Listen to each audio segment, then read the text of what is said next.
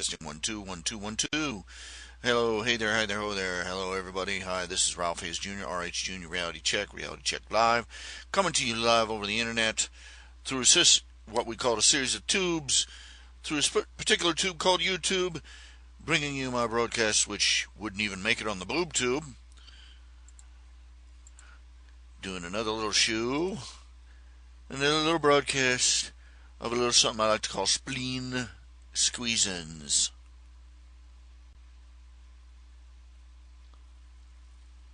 When the music runs properly. I don't know what it is. It is, runs fine for hours. Then when I try and do my broadcast, it says, harf, harf.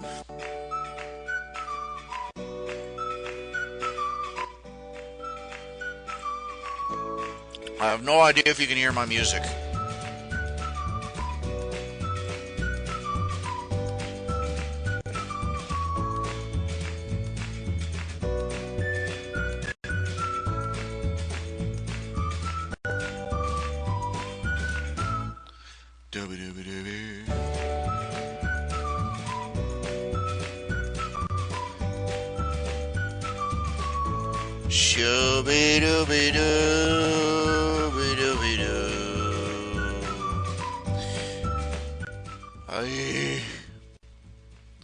I like toast.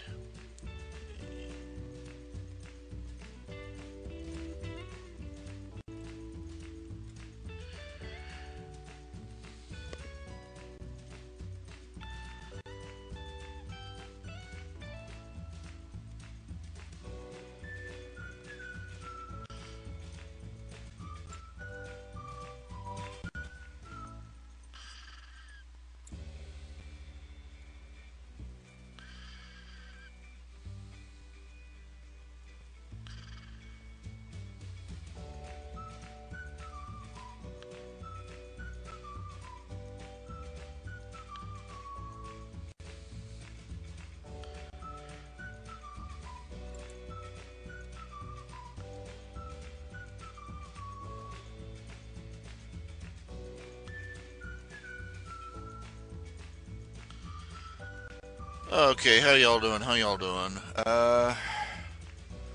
This is me. Ouch. Legs have been hurting me a little bit.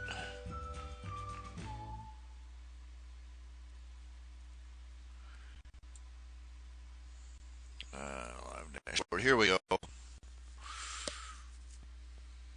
Yeah. They say politics is a game of cards and Donald Trump them all.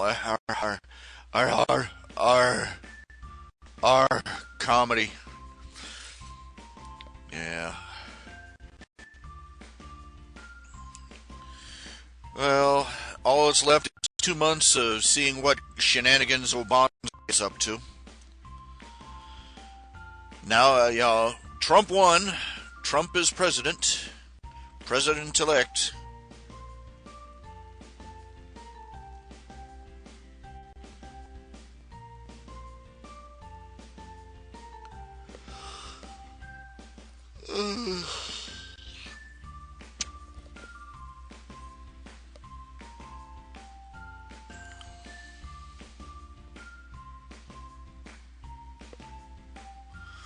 And of course, the Butthurt Brigade is out there in force.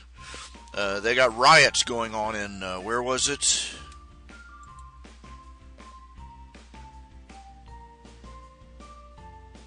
Let me see here. Facebook.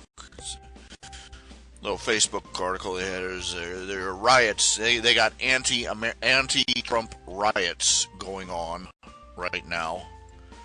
They did not all that long ago.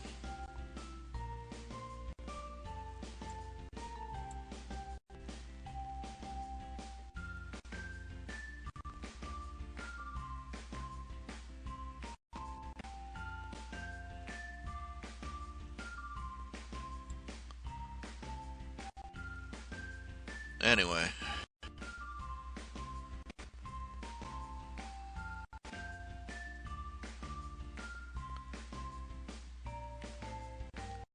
Yeah, the feminists are out in force screaming that America is apparently just not ready for a woman president. we were ready for a woman president. We were ready for a woman president 4 to 8 years ago. We would have elected Sarah Palin on the spot if the Republicans hadn't, let's get the McCain-Palin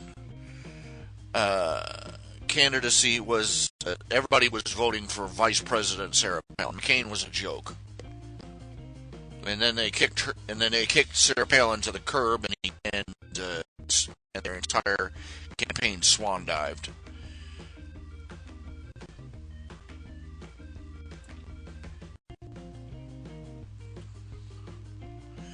Okay, I'm getting to, and now that we've won, there are these people going, now you shouldn't gloat, you should be treating people, and talking about how we should be nice to all the people, that we shouldn't let this affect our friendships and all this. And look, let's address that, okay? Let me address that. Look. This wasn't just a campaign this wasn't like, 50, 60 years ago when you were generally voting between two moderate. This was a serious crisis election. We came damned close to having our country fall into the clutches of a convicted of a felon.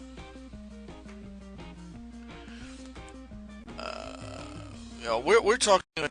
Her policies alone made her an abhorrent choice. Her personal record made the idea of her being in power a nightmare.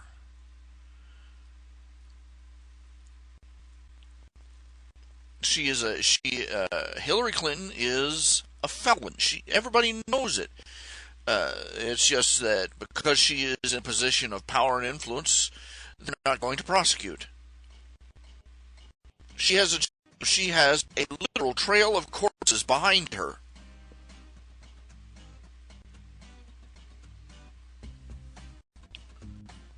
But among the elite, she's untouchable. She is a horrible person. On a personal, people that have had to deal with her, she's a nasty, mean shrew. She's, behind closed doors, she's a vomit-spitting racist. And she treats everyone and everything around her like crap. And she has been involved. Look, scandals. Let's stop calling them scandals. It sounded like she was caught kissing the homecoming queen's boyfriend. Okay, that's a scandal. What she was involved in were called crimes. She has violated campaign finance laws. She violated national security laws. She violated dozens of other laws, and she has gotten away with it over and over and over again. She's a criminal. If any one of her scandals would have put you or I in jail. She's just, let's put it this way. If you were the kind of person who would vote for this woman, you and I are going to have a falling out. And it's going to be deserved.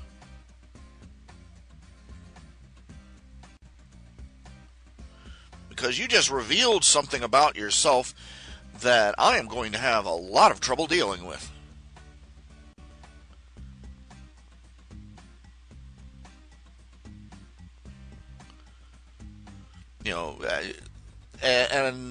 Look, and I'm sorry, these people who were supporting her, they're out there burning things in the streets right now. They're rioting, and the way the Hillary supporters, the way the Democrats, the way the mainstream, the grassroots supporters of Hillary have behaved is monstrous. And they've been out there stealing signs, vandalizing people's cars, issuing death threats. And I'm supposed to, the day after the election, I'm supposed to, forget all that happened. Oh, what the hell, buddy? It was just an election. Let's go out and have a beer together. No.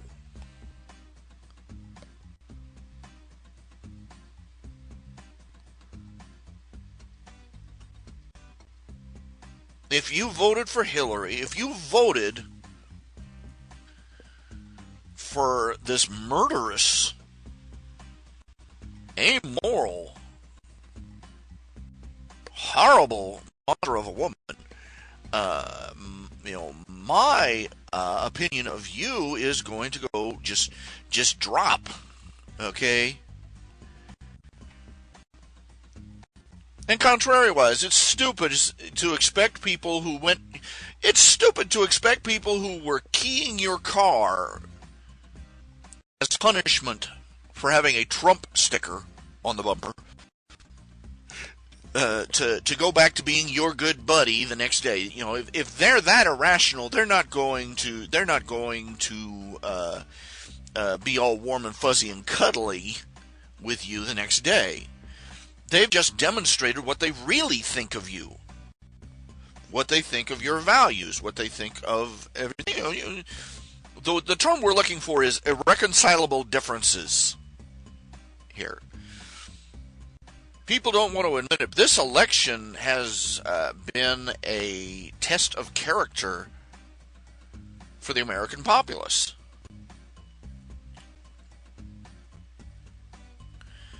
And many of the people that took that test flunked it.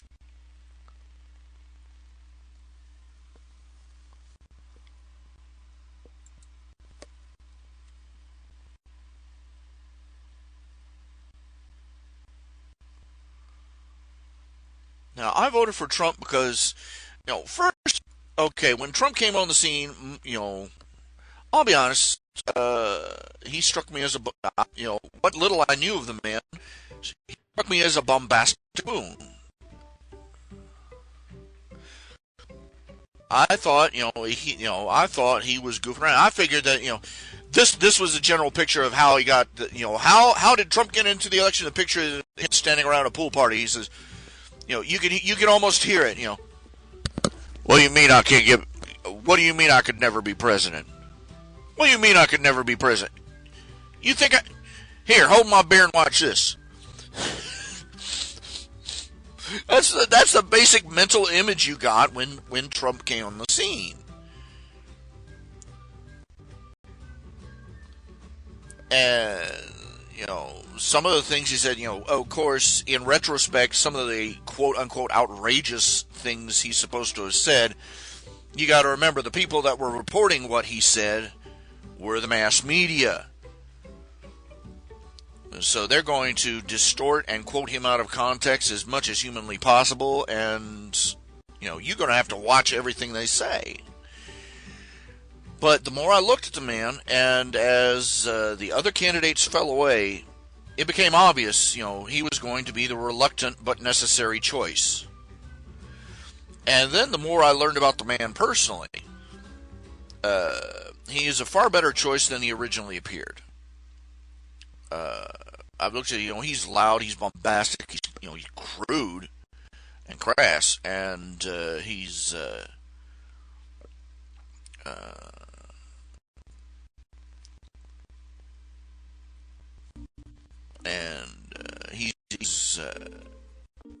now I've heard a lot of things like they claim that he owns a strip club someplace in like Las Vegas.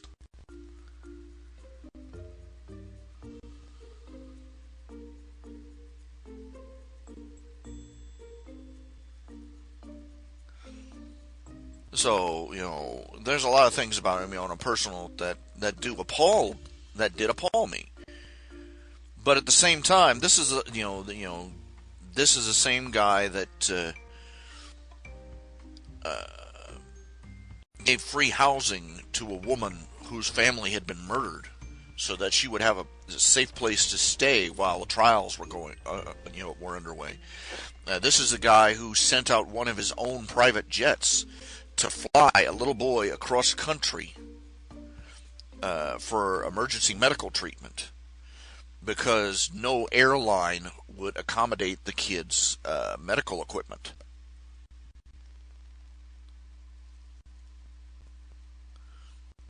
This is a guy that employs more women in high-ranking positions, pays them very well indeed. Whereas Hillary underpays her female staff as much as she can get away with.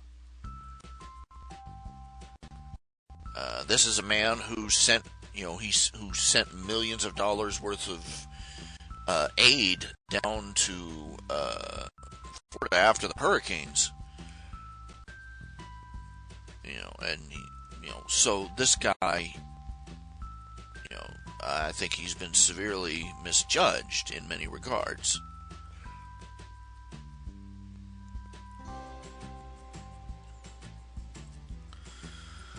I'm sorry, I'll point it out, we're not, until Jesus runs for president, we're not going to have a perfect candidate.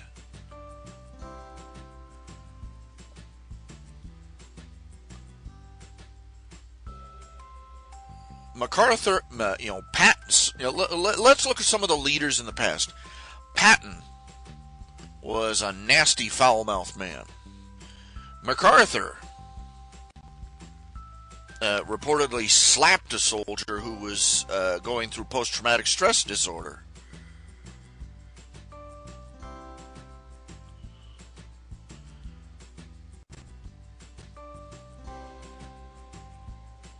Winston Churchill smoked and drank.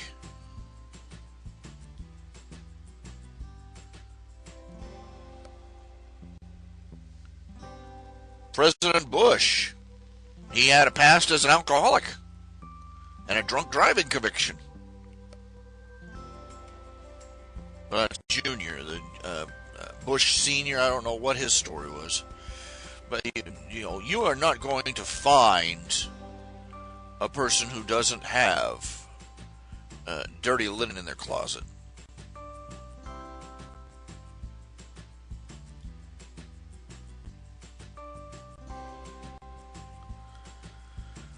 Riley, I don't know where you're getting that, but just set that aside, okay? All right, now, this is the point.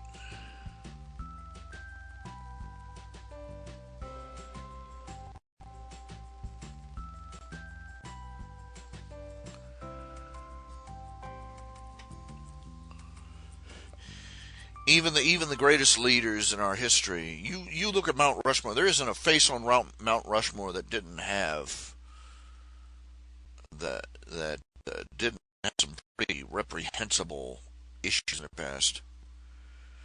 I think that the reason that Trump won is, I think the reason that Trump came out of nowhere and the reason Trump won is divine providence, less than.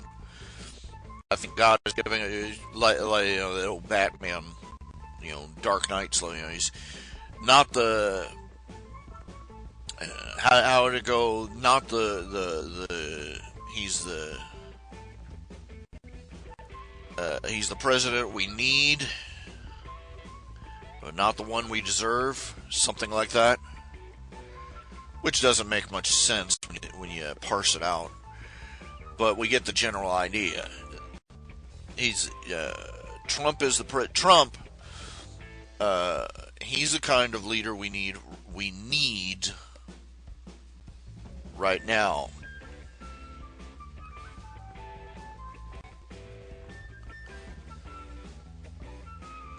We'll see how he does. Let's see if he works on keeping his promises. And it says something. Let me put it this way. He's a businessman. He's used to he is not a politician, he is a businessman. All right? And as a businessman, he knows that if he does, a politician can promise you anything and figures that he can get away with it as long as he gets through the next election. A businessman's mentality is entirely different. A businessman's mentality is, I better give the people what they want, or I go out of business. So if a businessman makes a promise that he's going to do something, he is going to be inclined to make it happen.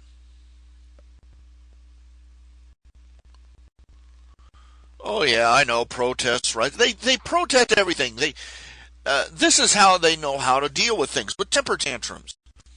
We've gone over this before, and other better minds have analyzed it. Basically, look, go back 20 years. 20 years ago was about the time that they were really, really pushing daycare.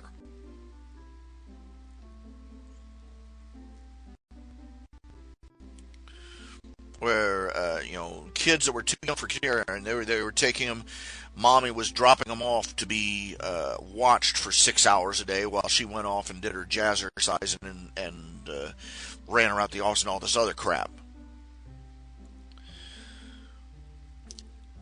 And even back then, we knew the environment in a daycare was not healthy for children. You had dozens of children in their most vulnerable formative years being dropped into a nursery with maybe 2 or 3 adults, if you were lucky. And that adult's attention was scattered between all those children. And this is an age where a child needs its mother and its father close, needs to bond, needs to identify, and you're a child. They drop the child in there, and the only way a child can get attention from the only adult parent figure available in a daycare center is by being a problem.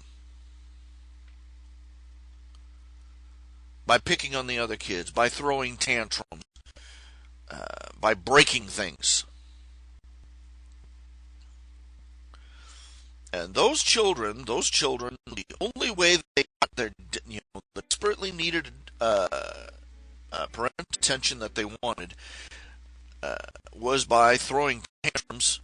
They are now grown up and they're college age kids. And how are they handling things now? Things are going wrong, so they're falling back on what they've always known.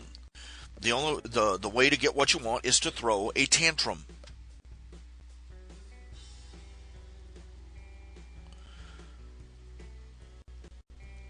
The people that predicted problems from raising children in daycare centers, I wonder if they had an inkling of what actually was going to happen. These kids were going to grow up like feral animals. And by the time they got to the adult age, they did not know how to solve or resolve issues in an adult manner.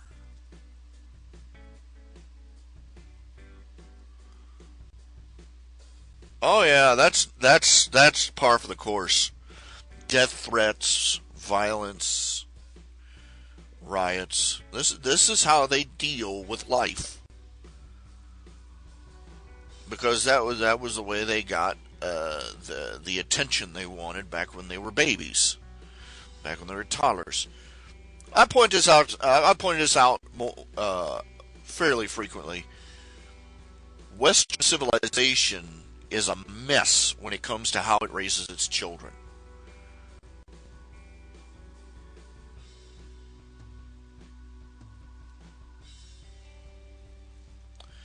Western civilization is a mess when it raises its children. Oh yeah, this is all this violence, all the rioting and tantrum throwing, and people going on TV crying jags. What's her name? Miley Cyrus was on the.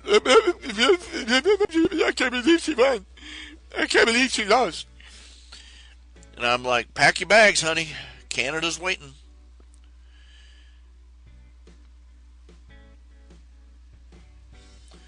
Of course they paint. Of course, this is they paint Trump and anybody on the right wing. They paint with that as being like that, even as they behave that way themselves. That's predictable. It's called projection. They think this is how they react, and they figure that everybody else is like them.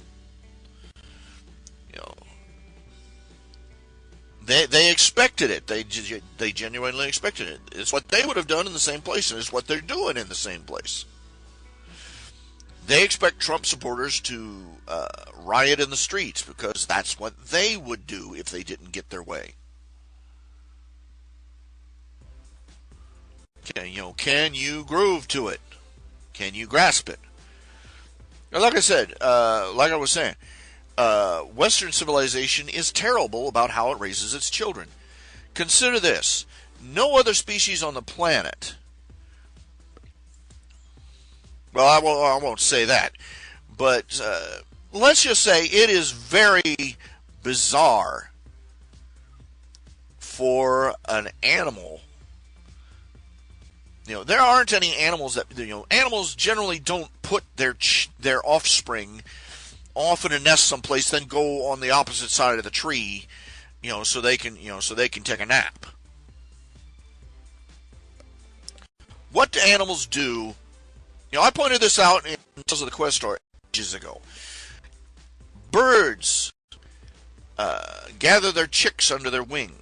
They huddle down in the nest, gather their chicks under their wing. And while wolves sleep with their young curled up next to them. Even reptiles, alligators, keep their young close and watched over. Especially at night when they say, what do we do? What do human beings do? We make a nursery. We build we set aside a little room and paint little, cutesy little animals on the walls, and we put in a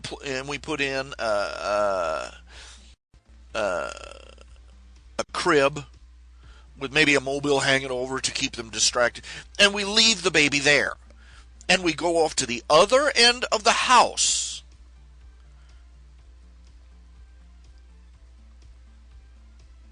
As far away as we can get from that baby to sleep.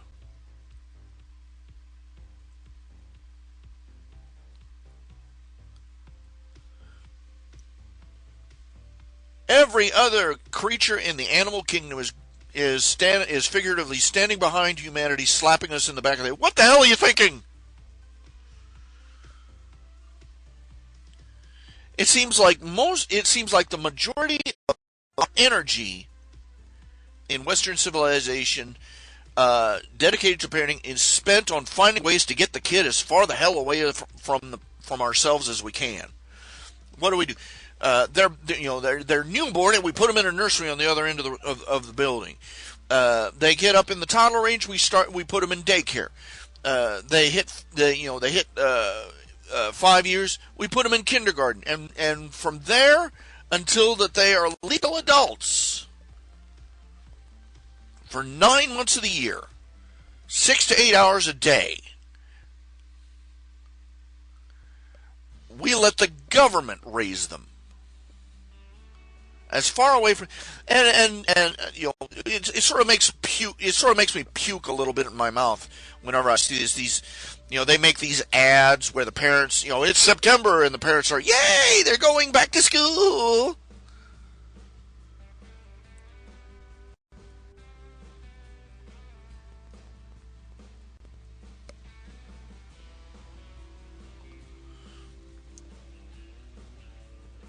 We send our children off to Caesar and are astonished when they march home Romans. And that's the least of it. Western civilization, when it comes to parenthood, has dedicated most of its psychology towards finding excuses for getting our own children as far the hell away from ourselves as we possibly can. Other civilizations, the whole family would sleep together. For thousands of years, the whole family would sleep together in a room together for warmth, for safety, for comfort. They worked together in the home. If they had a trade or business, they worked together in the trade. They were together.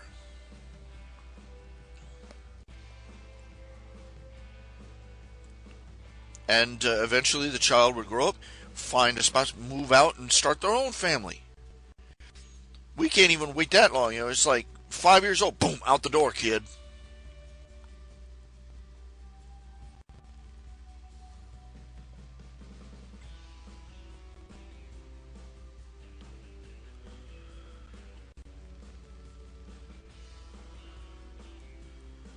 For decades, we have rejoiced in the fact that we don't have to actually do the raising of our own children.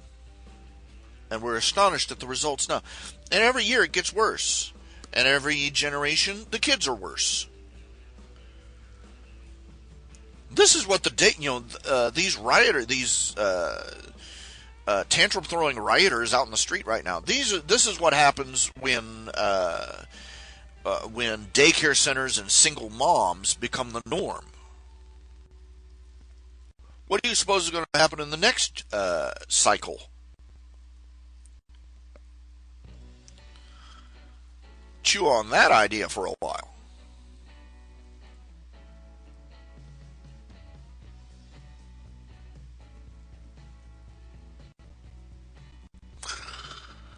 Oh, you'll have to excuse me. That's big yawn.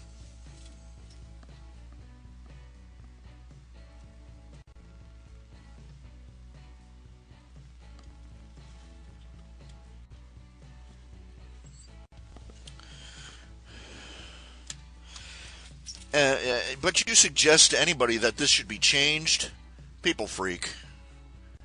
Oh, no, we can never do that. We can do that. That'd never work. Unlike it worked for thousands of years.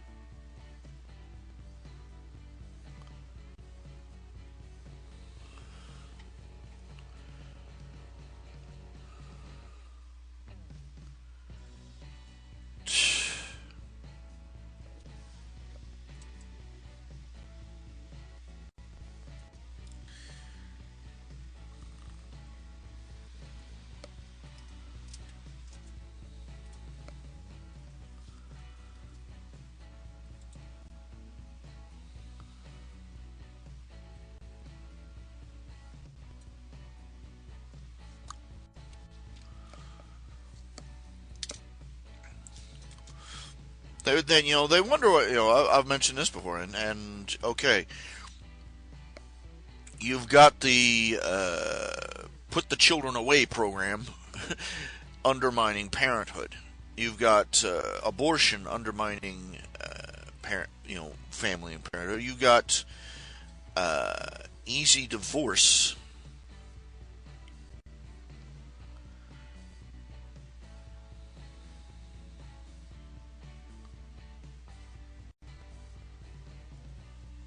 Tearing the family apart. It's the deck is stacked against it,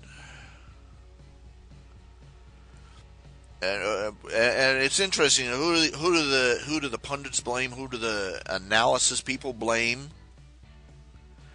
They blame young men.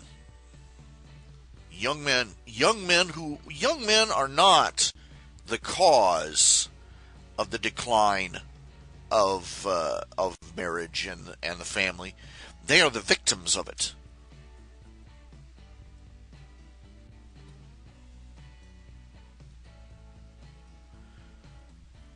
Think about it. Most young men growing up today, an obscene percentage have already lived through one divorce, their father's divorce.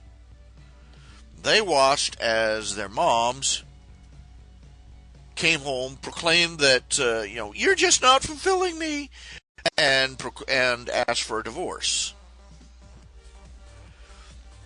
Uh, tore the family apart, took their father for everything that he had, and depending on and speaking, claimed the kids as her own, and then indoctrinated them that everything was the fault of their father. These kids, these young men who are not getting married, they're already the walking wounded.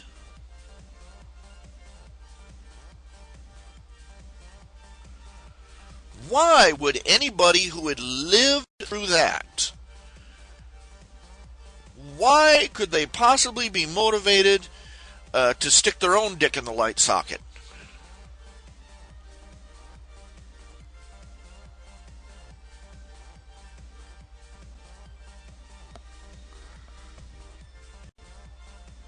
If you don't like how crude that expression is, well, tough, deal with it.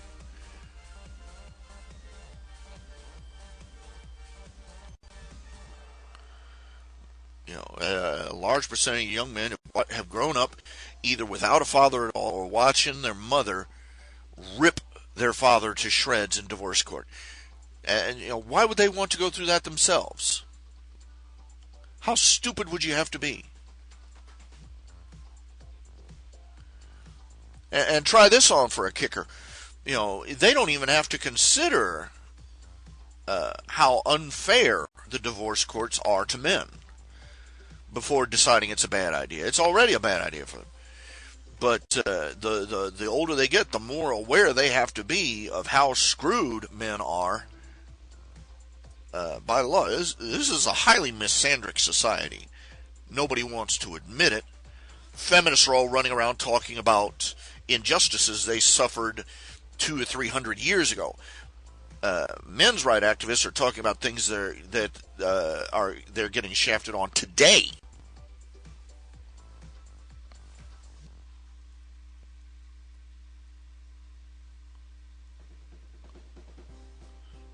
And most of these young men, they've looked at it and they've decided, this is, I don't want this. And they go off and they get their McJobs. They make just enough to get by, and maybe buy a couple of game cartridges every now and then. And they're perfectly content with that. They've decided, and of course this is freaking people out, because they're not putting enough back into society, is what they say. They're angry that these men have not thrown themselves into horse harness and aren't working themselves to death, making the rest of us more prosperous.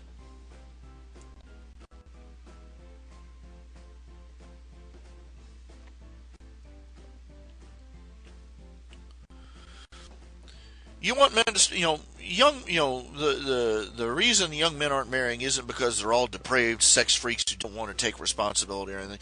They don't want to, it's called common sense. Marriage is legally, and the marriage institution as it stands in our society today is so legally and culturally slanted in the favor of the women and in the detriment of men that a man would be better off going out every 5 years, finding a woman he hates, and buying her a house.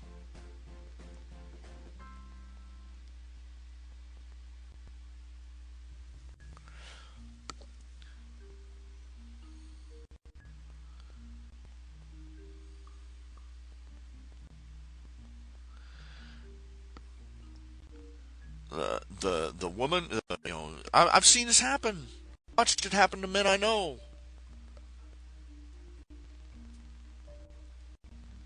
The woman goes off, has an affair, demands a divorce,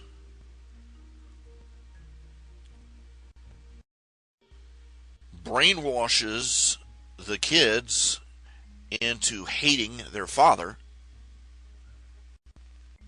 and blaming everything on him. And culturally, socially, legally, the husband is regarded as being to blame for everything. Even Oprah pointed this one out. Even Oprah pointed this one out. Okay, she said this is a load of crap. A man runs off and has an affair, cheats on his wife. It's all the man's fault. The woman runs off and has an affair, cheats on her husband. It's all the husband's fault. Because he was fucking her.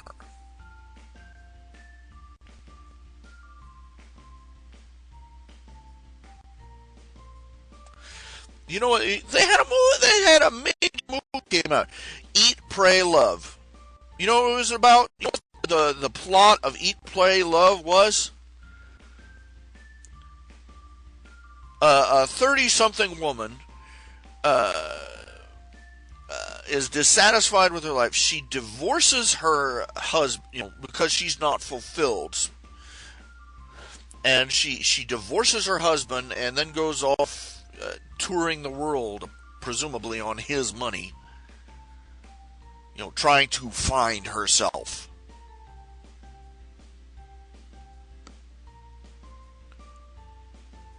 The people in her family, or her husband, her ex-husband, could probably have saved her time. Told her, don't bother looking. I've already, you want to find yourself? Don't bother looking. I've already met her. She sucks. Think about that. Just think about that. That was a major movie.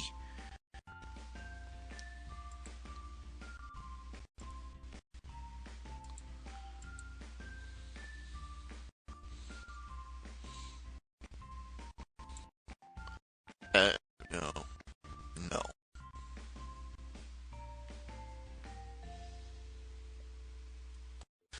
I like this. Some guy's got a little meme on his Facebook feed. After the if you win, vote. If you lose, don't despair. No. Sorry. Uh,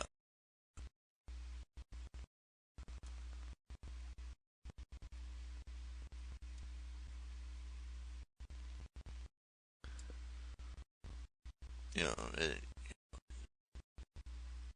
we're supposed to forget. We're supposed to forget everything that the opposition did, and all get together and be friends again.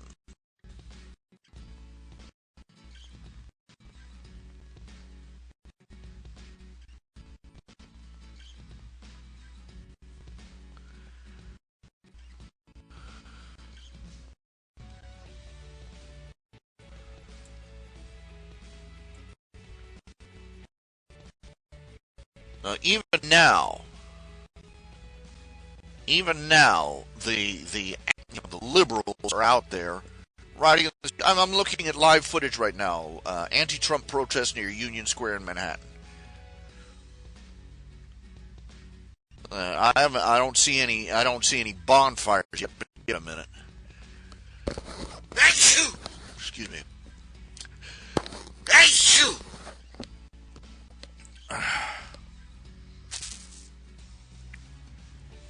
These people conspired to put a murderess in the White House. Either you are malevolent or you are ignorant. And either way, my opinion of you has just been devalued big time. We're not going to go back to the way things were. And frankly, we shouldn't. Because, frankly, people, they've demonstrated, they've shown what they think of us.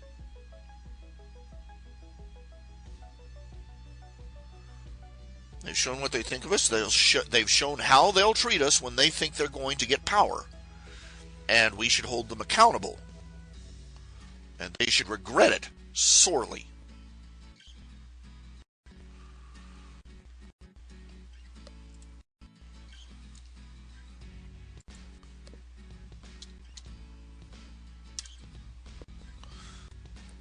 People, No, this isn't about revenge. It's about consequences.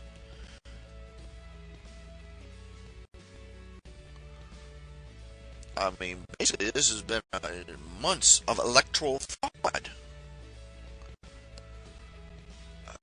crimes, assault and battery, vandalism, arson.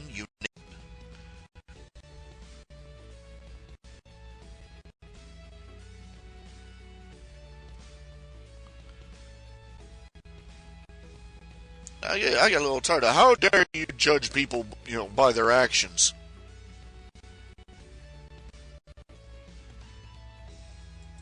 Hello. Okay, let's see here.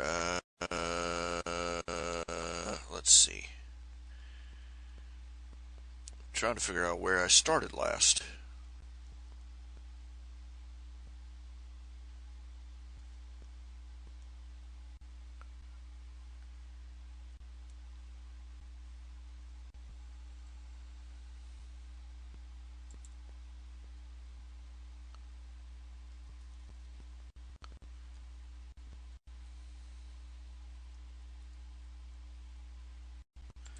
Oh yeah, another Danny Meyer.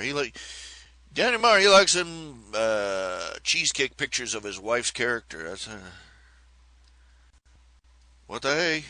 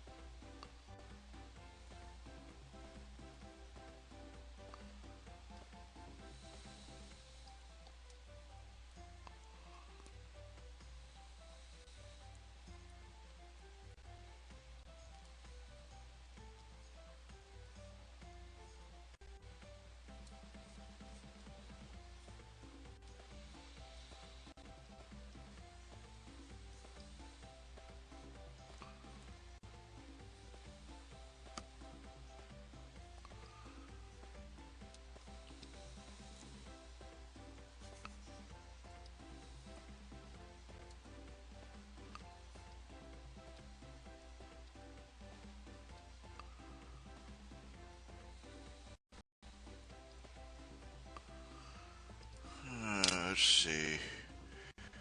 Search for a picture here. Let me switch you over here so you can see what I'm doing. And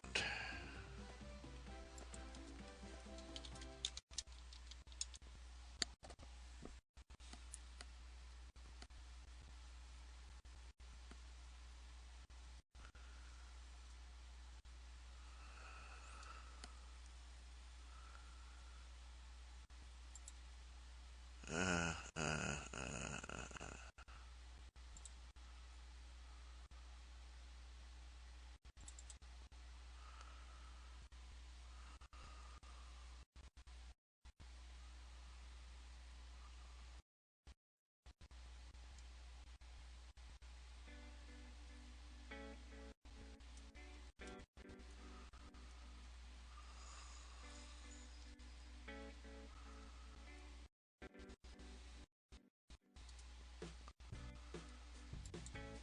come on, computer. Slow.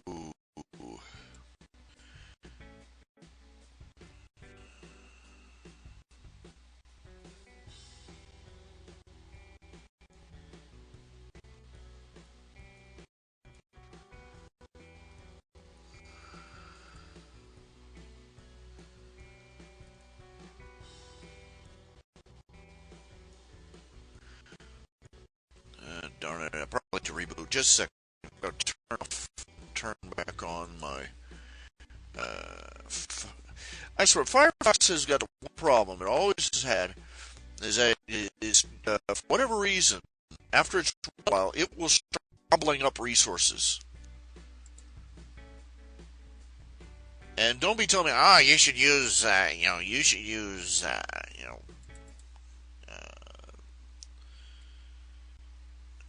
you should use browser XYZ. I've tried browser XYZ. It's a pain in the butt.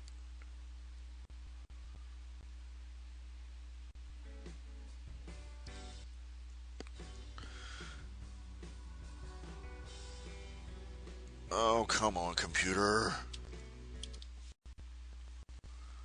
Stupid thing. Start Firefox. A million memory. Let's see. 1,287,000 Yes, and climbing.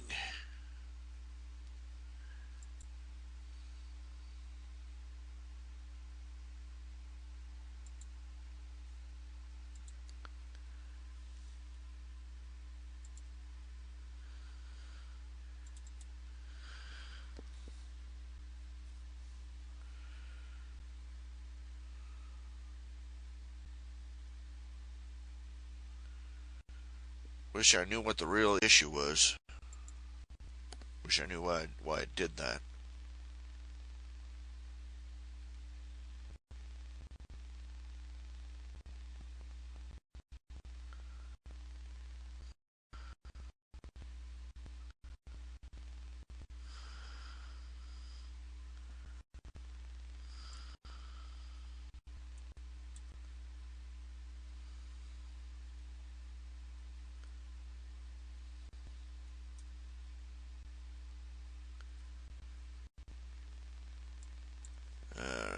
Let's see it.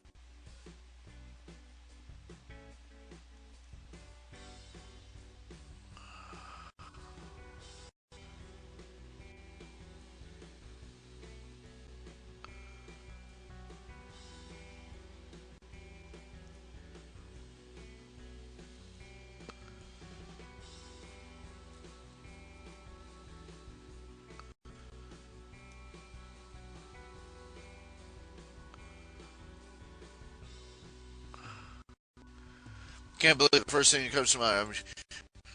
I want a picture of a French. First thing that crosses my mind. What kind of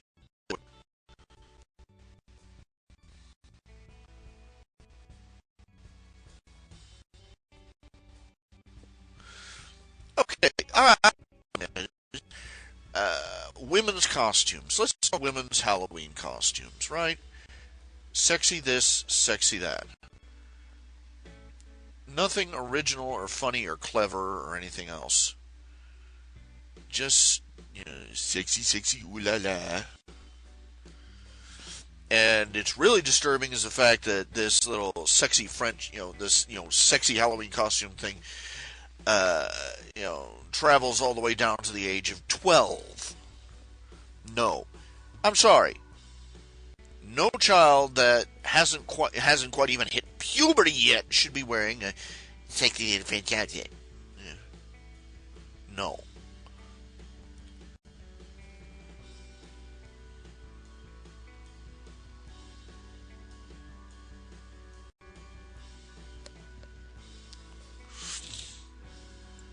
Right.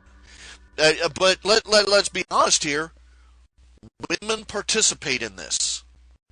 They're complicit.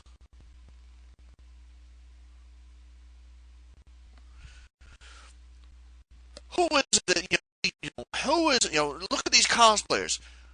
Who is it that makes these women's costumes? The women themselves. Who is it? Where's the costumes? The women themselves.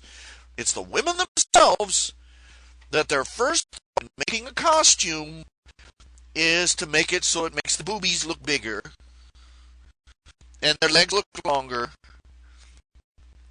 and their hemline vanishes.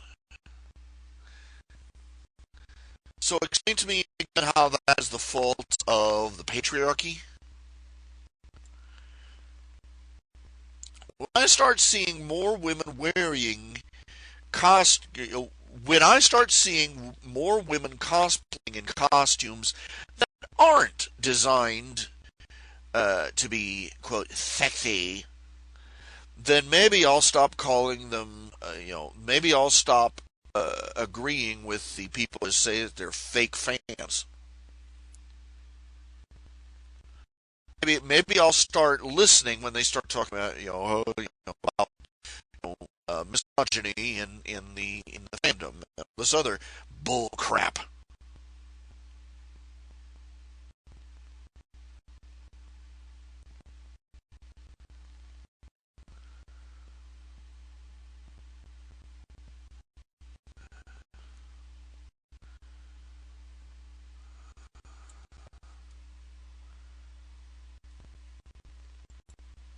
You want me to take you? What gets me is you get these women that dress up. They literally their fantasy costume. They cosplay in something that consists of maybe three tablecloth. They consist of maybe three cloth napkins strategically located. They go out in public and then they start screaming and crying. Oh, they sexually harassed me and they made lewd comments.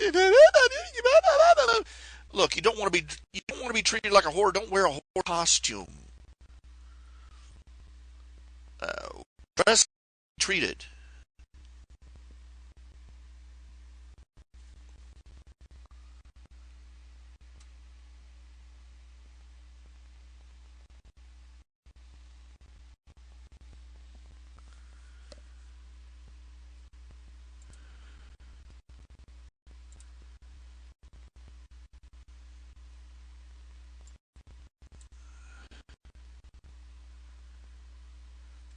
They just don't have any positive role models in the comics. Oh, shut up!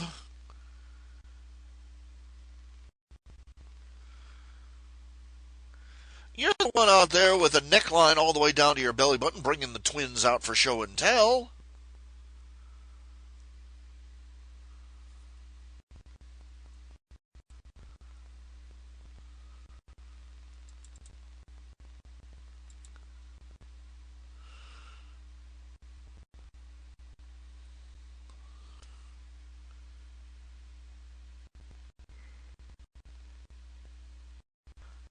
Uh, the movie Sausage Party is basically a one. The same guy that made Ted, as I recall. The basic idea is it's the old carnivore confusion joke. All the anthropomorphizes all the food in the grocery store, and all the food is going, yay! We're being selected, we're being chosen, and then they get into the kitchen and discover to their horror they're going to be dismembered, cooked, and eaten.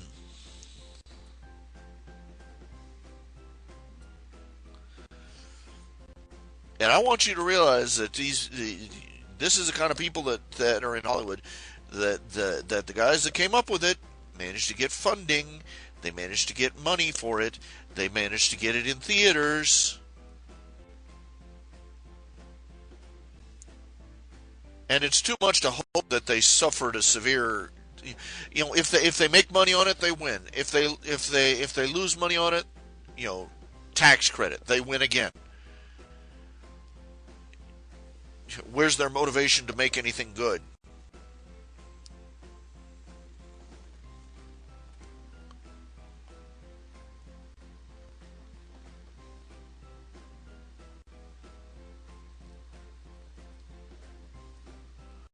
Thank you for the compliment on the Darth Vulcan chapter.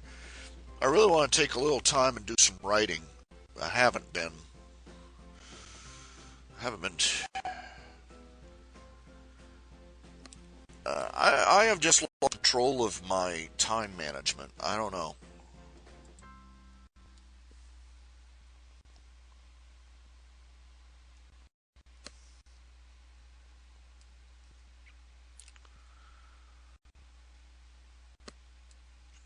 I don't know what to.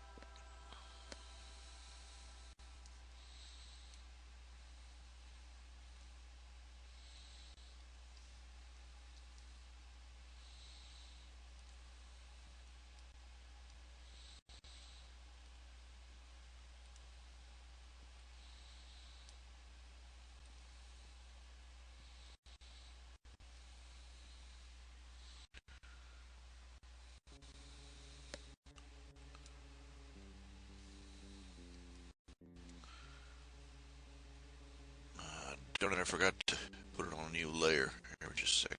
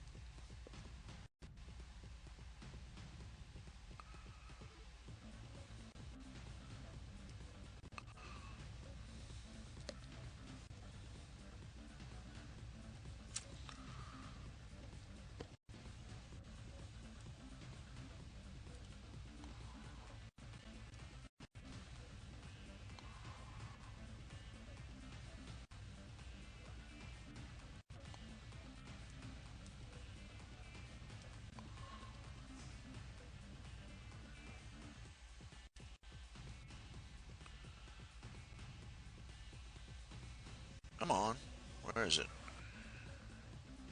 Oh, come on.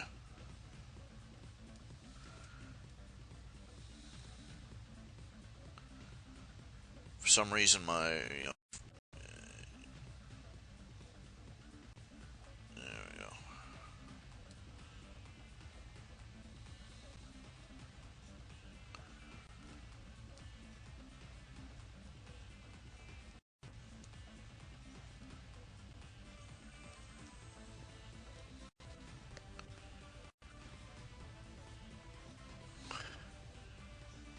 That's the problem when you're working, sometimes it,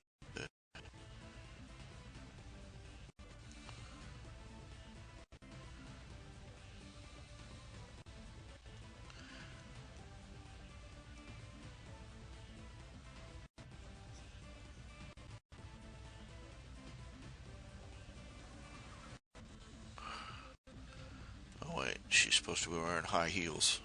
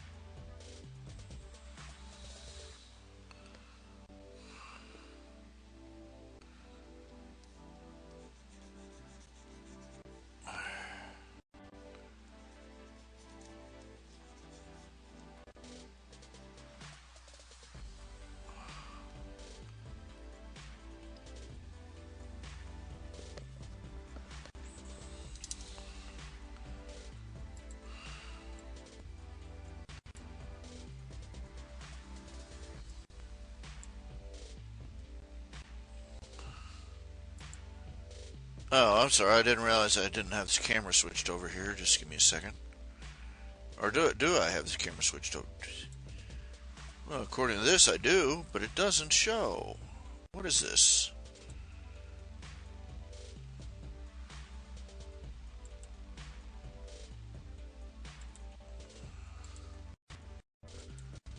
Blasted thing.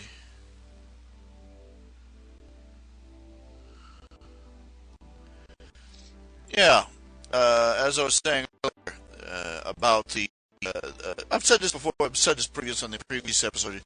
The change uh,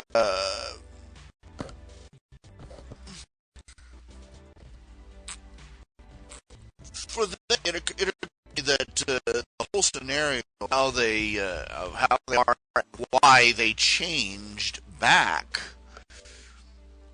It made more sense if you viewed it from the perspective that they are not feeding; they're addicts.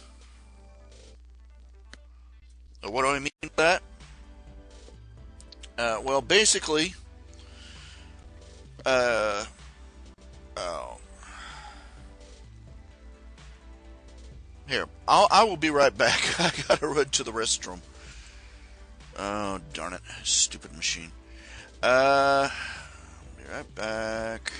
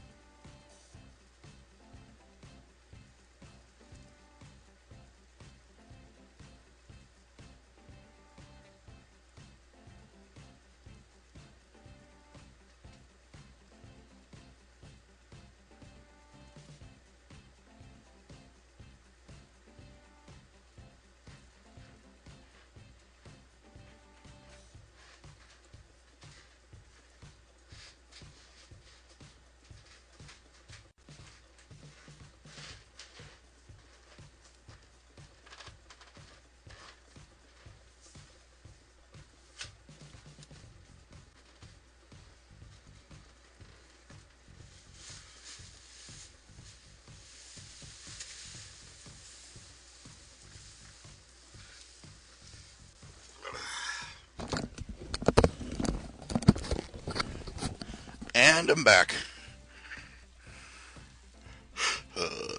Beg your pardon. Like I was saying, it comes as I've noticed that there is a lot of parallels. You could notice a lot of parallels between the changelings and their situation and those of a heroin addict. Why am I so specific? Well, consider it like this. One of the things about heroin addiction in particular, is that one of the consequences is that since a person who is a heroin addict uh, body stops producing endorphins. For those of you who want to know, well, endorphins are the natural pain suppressants that the body produces. It enables us to get by on a day-to-day basis, with all our little bumps and bruises and scrapes and such.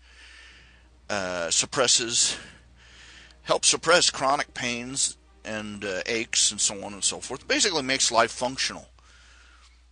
But when you start taking heroin, the receptors that normally take up the endorphins take up the heroin instead. And it's a lot more potent. And eventually the body starts forgetting how to produce its own endorphins. That's why heroin addiction is so horrible. It's such a horrendous thing to go cold turkey on heroin. This is why they have methadone clinics. Because you go cold turkey off of heroin, the addict is in agony for days. Imagine just pain constantly throughout your whole body, on top of all the other effects you're suffering. What I figure is, this is my headcanon, is that changelings at some point in the past, Chrysalis, or possibly whoever preceded her, whatever queen or king preceded her, discovered, the changelings are obviously, love energy is essential to their health and to their well-being.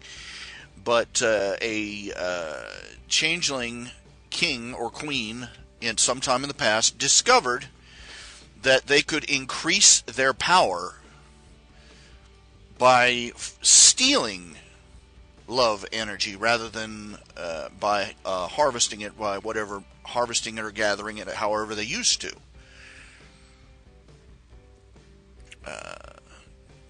We saw that Chrysalis was incredibly powerful thanks to the love energy she stole from Shining Armor. She was able to go toe to toe with Princess Celestia and still win, and make whatever excuses. Oh, Celestia was holding back because there were civilians and they blah blah blah blah blah. It comes down to this: Celestia got her ass whooped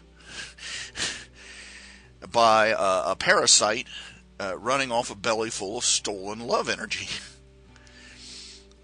Now,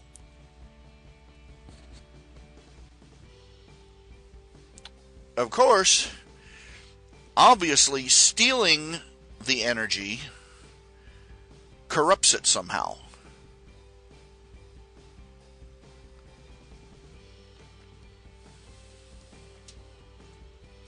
Alters its natural attributes in some way, so that it becomes, first of all, addictive. And second of all, you notice that, apparently that wasted Swiss cheese look is not natural to their physiognomy. You've seen pictures of heroin addicts. You know what they look like.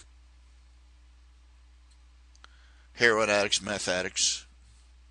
They just rotted away look. And after who knows how long of enhancing her power with stolen love energy, her own body stopped producing any. We can presume that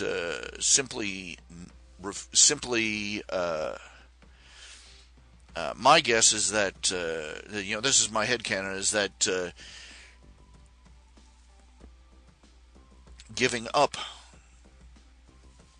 that energy is an extremely painful process for a changeling. much as going cold turkey would be for a heroin addict.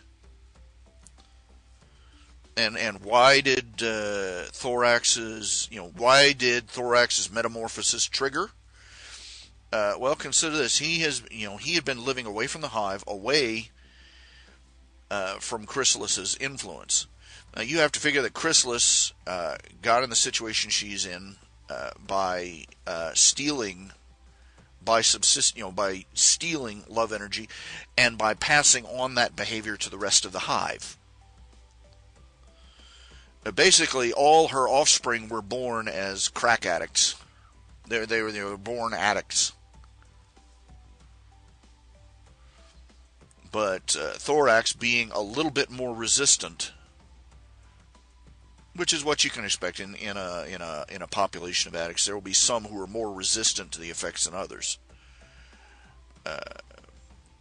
Went out, made genuine friendships and connections, started getting real love energy rather than the polluted, stolen stuff. And so when he finally, what is the first step of an addict shaking off their addiction? Step one is for the body to purge itself of the contaminant. For an alcoholic, they have to sweat out the booze, as it were. A junkie has to go cold turkey until it flushes out of his system.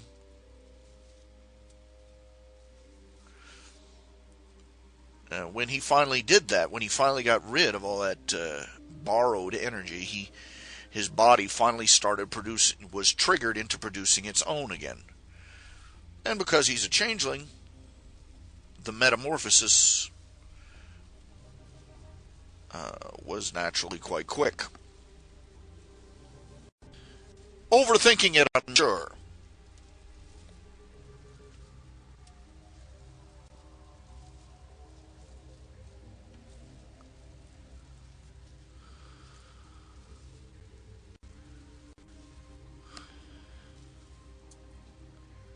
Oh yeah, Gilda. Well, yeah, Gilda should have been there. I was thinking that I was standing there watching. I was looking at. They've only got 4 people, and I'm like, they need a couple more.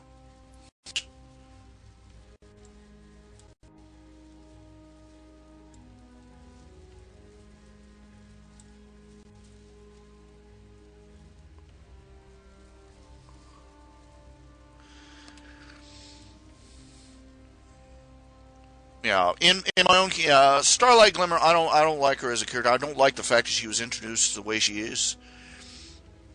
I consider it was very daring of them to make an episode that so blatantly paralleled a socialist dictatorship. For a for Hollywood types to come out with something that actively condemns collectivism, uh, that's rather unusual. That's very extraordinary.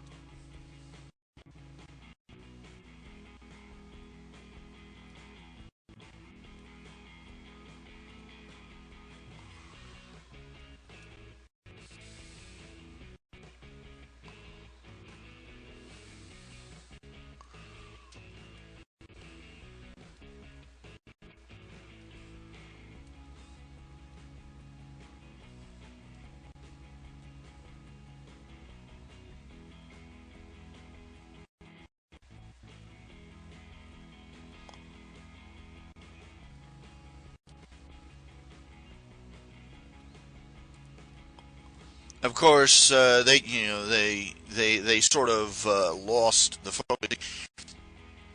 Uh, they sort of had to bend over backwards to try and make it a friendship lesson of some sort.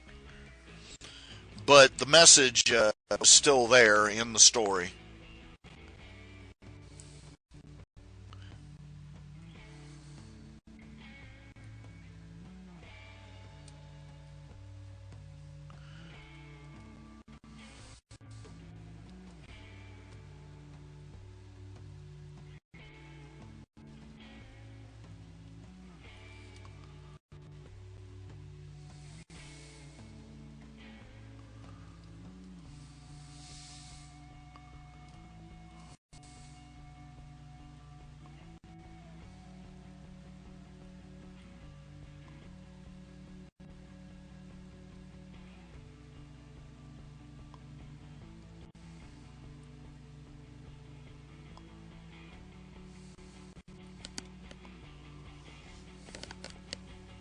But make her easy redemption.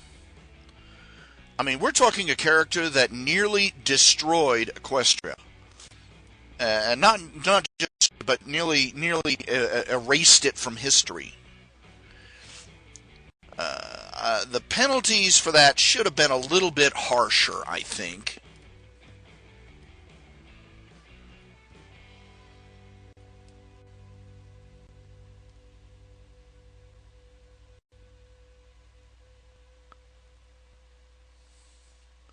And the fact that she was so readily, embraced again after, after her face, heel face turn, that's just not too much. It's a little too much, just too much. It was, even, I didn't watch the Equestria Girls movie, but I do know the general gist. Sunset Shimmer. The second movie was about her struggling to find acceptance again after her betrayal.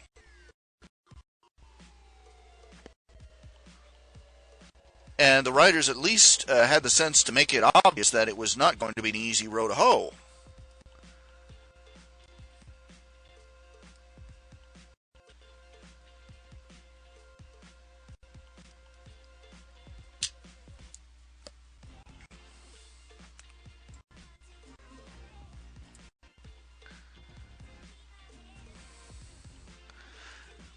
But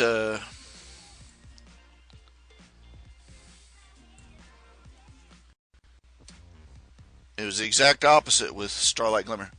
Starlight, basically what they are trying to substitute Starlight Glimmer and make her fit in to Twilight Sparkle's old role.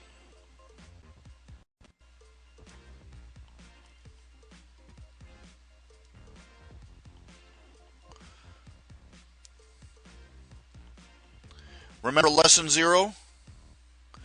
That could have been a Starlight Glimmer episode.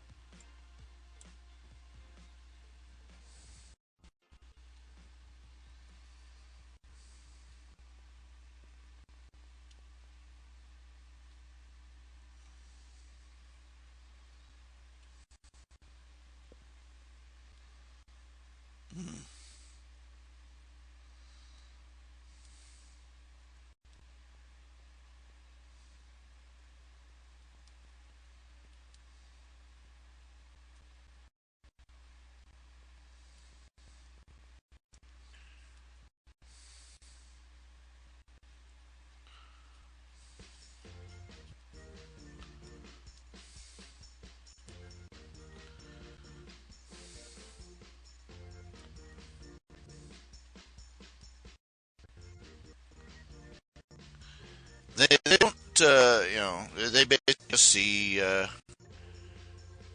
the writers obviously see uh, Starlight Glimmer as Twilight Sparkle 2.0.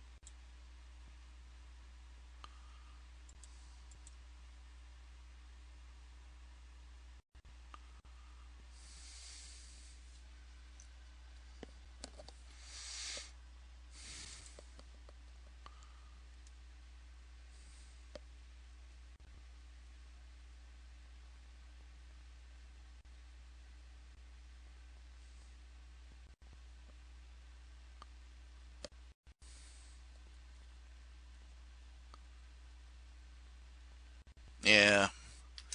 Okay. Now it was obvious that the reason that they did that, where they had Twilight Sparkle have a reform villain spell, or the idea of one at least, it was to eliminate obviously they probably figured some little kid was going to ask, why doesn't she just magic him to be nice?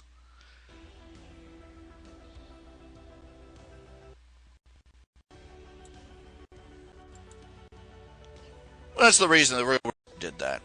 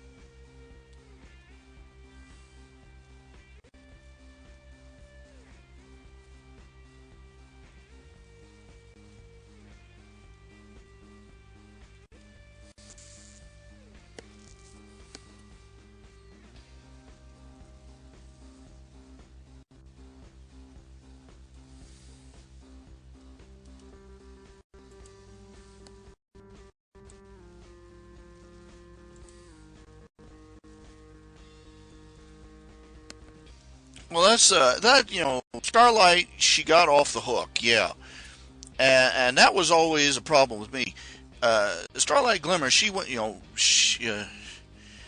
if they had stopped with her just with that, if her worst thing she had done had been that communist camp she started, that I I could have worked with, that I could have dealt with. But she went on to nearly rip time and space apart. That's a little bit more than a slap on the wrist kind of thing.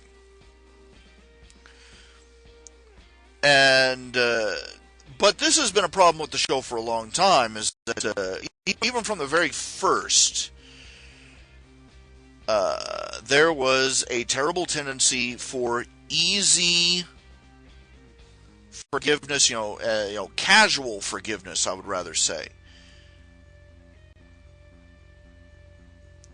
Even when it was obvious that the villain in question was unrepentant.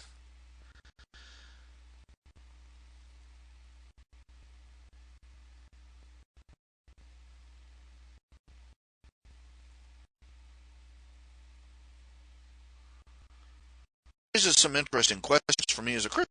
Actually, we are supposed to be forgiving, but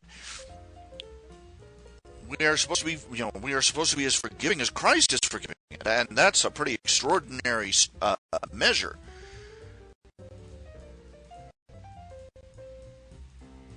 But I can't believe for an instant that God expects us to be so forgiving that we're stupid. Forgiveness does not equal stupidity.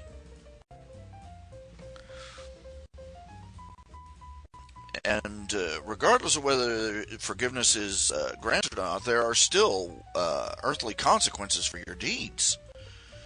You can throw a brick through a window and be forgiven for it, but the glass is still scattered all over the ground and needs swept up.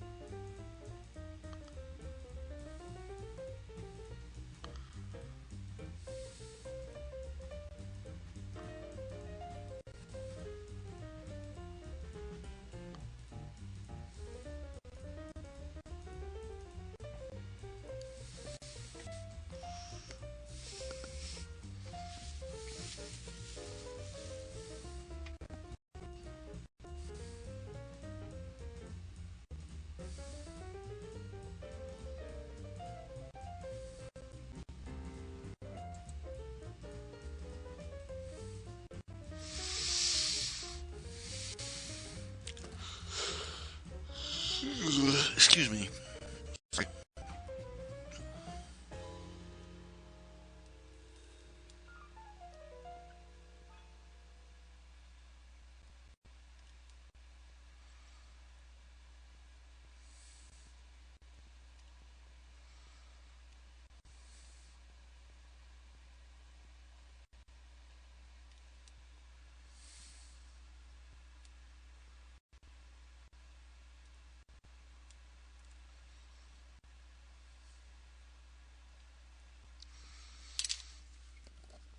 And quite frankly, the way they demonstrate forgiveness in this show is often, they're not just demonstrating forgiveness; they're demonstrating foolishness. Uh, Discord combined.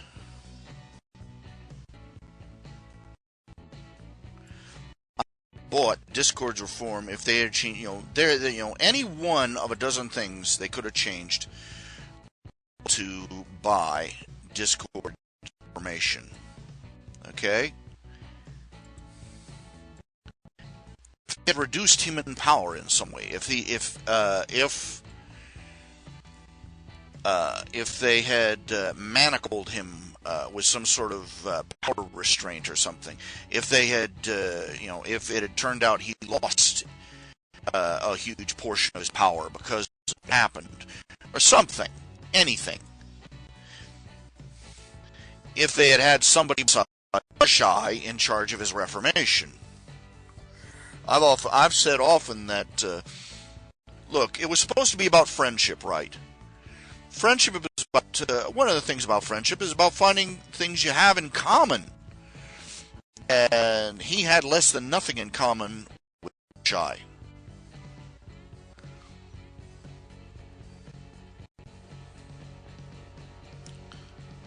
My opinion has always been that it should have been Pinkie Pie. Because she is almost as chaotic as he is. She's also, as he said, in charge of his favorite element, laughter. So the starting point.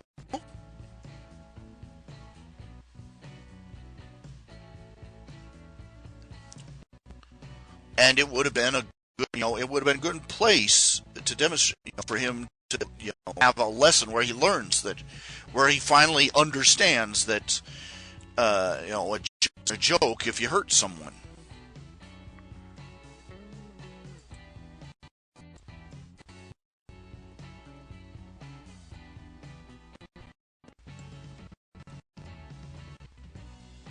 That's the scenario I went with in the the Knicks verse. It takes place off scene, off stage. So, but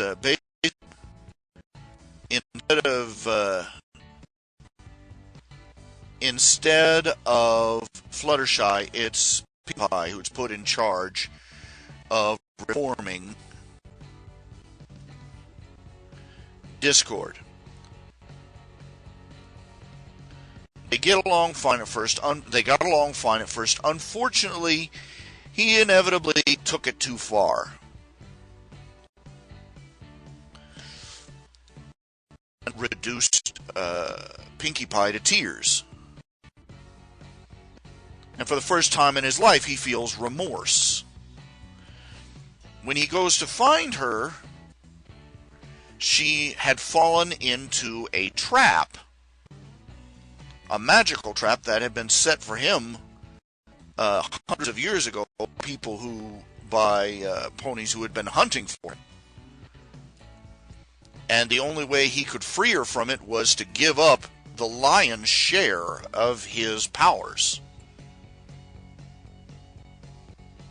Permanently.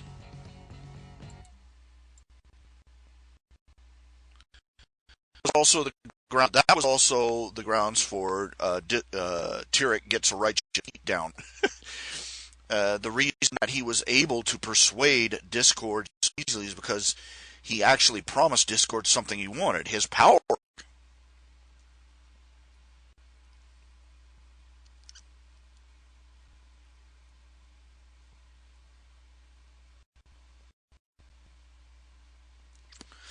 And when all was said and done, there were consequences that he had to pay.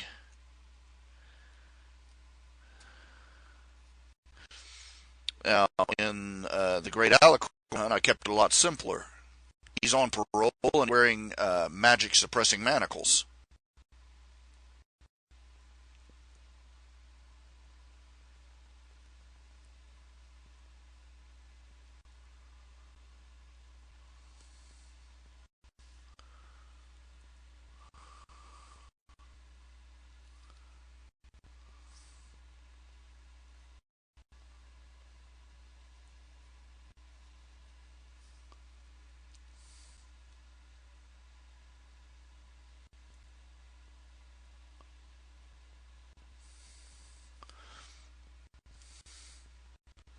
But man, you would have to eat, an entire cereal box full of stupid to let a creature that nearly turned the world inside out loose with nothing but a single weak-willed milquetoast pony to keep him in line. I mean, that's epic level stupid.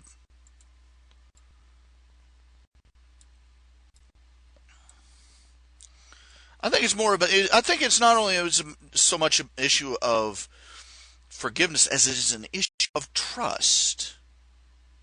If you follow what I'm thinking,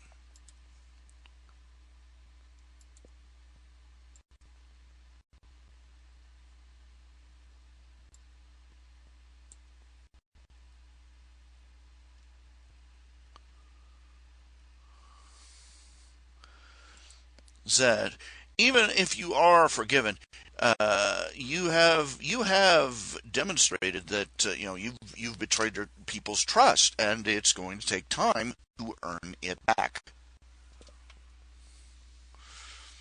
The problem is that you know this these characters, they do little other than you know Princess Luna is about the only one that has demonstrated any real regret or any real effort to win back people's trust.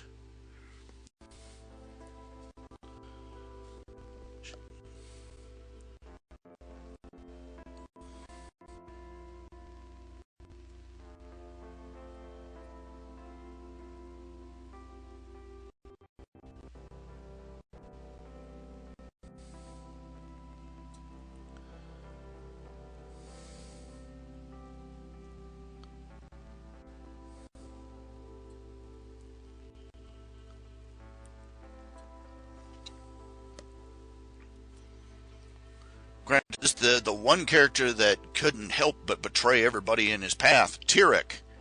He's the only character that didn't get a shot at repentance. You notice that? Not that he would have taken it.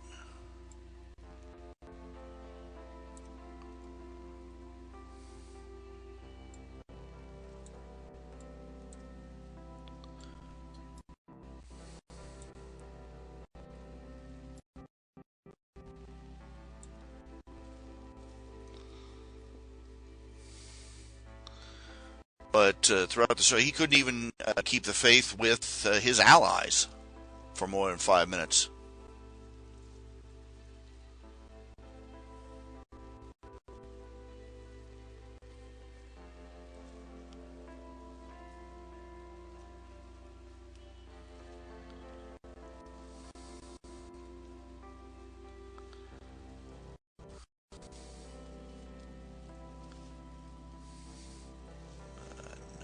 Still don't have the pins.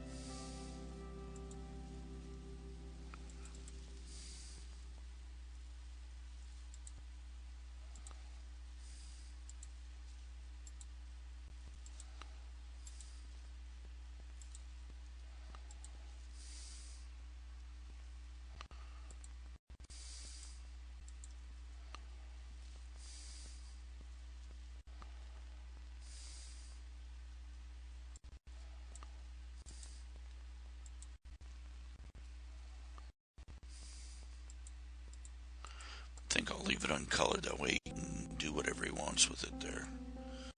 Yeah.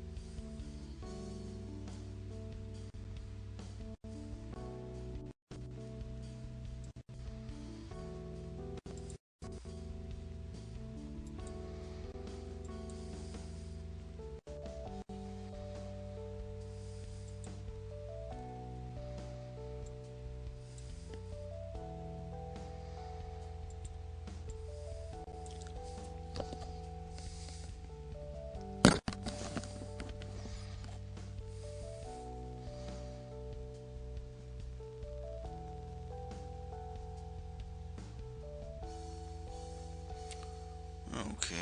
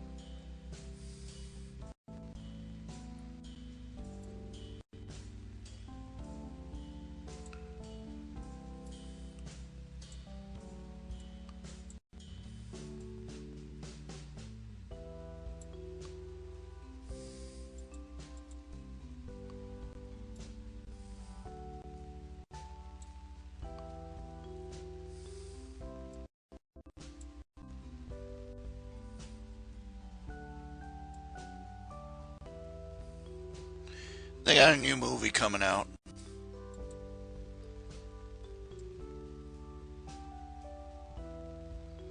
I believe it's called Allied. It's a romantic thriller set during World War II. British guy meets a British girl out on front during the war, in the middle of a battle. They get together, they escape, they survive, they get back to England.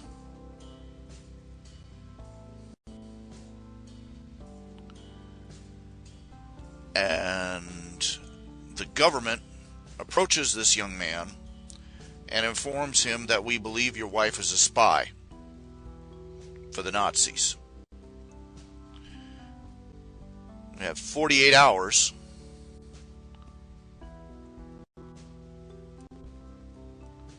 to determine whether she is or not.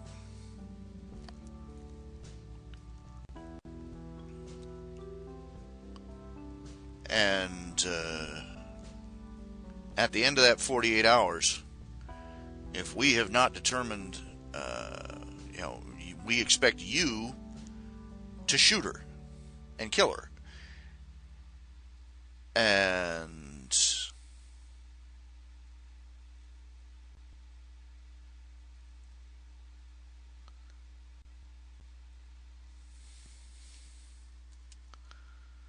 they're married. They're married a wife. They've already got a baby, and this is the whole 9 yards. And and they expect him to kill his own wife.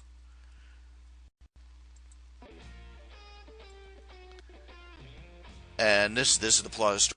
And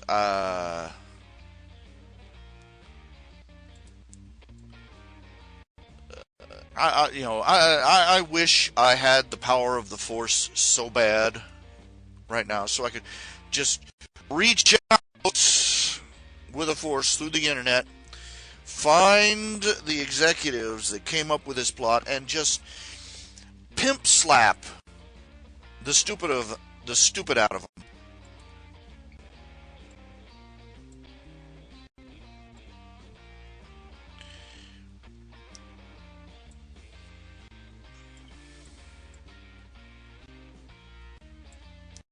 The entire plot hinges on an intelligence agency doing something that no intelligence agency on Earth would do, for precisely the reasons outlined in the movie.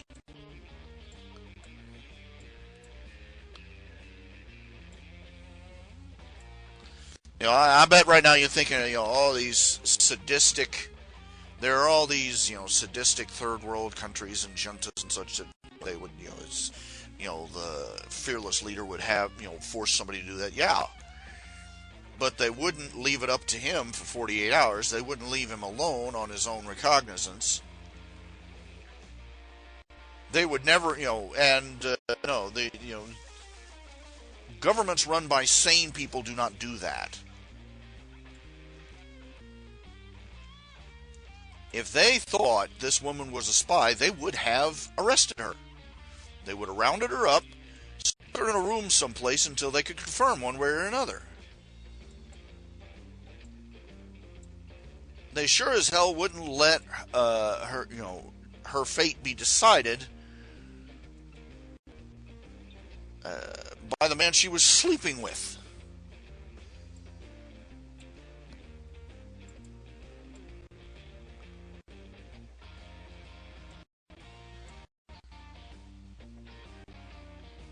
Because by the time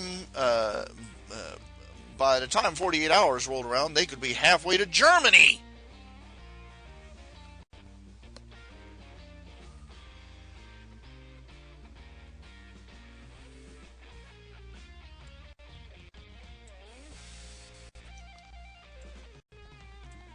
But this is the sort of urban myth that gets around about the military among the progressives.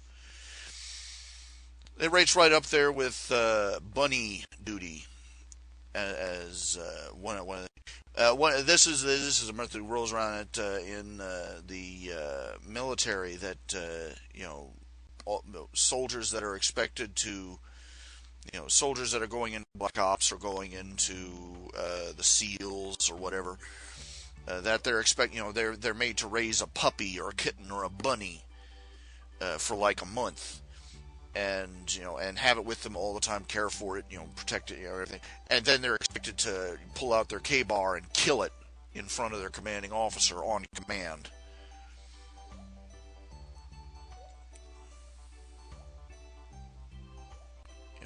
They're not saying that this is a practice in some banana public with some psychotic sadist running the army. They're saying this is what our armies do. What happens in the armies of Europe and of the United States and Australia. That we just.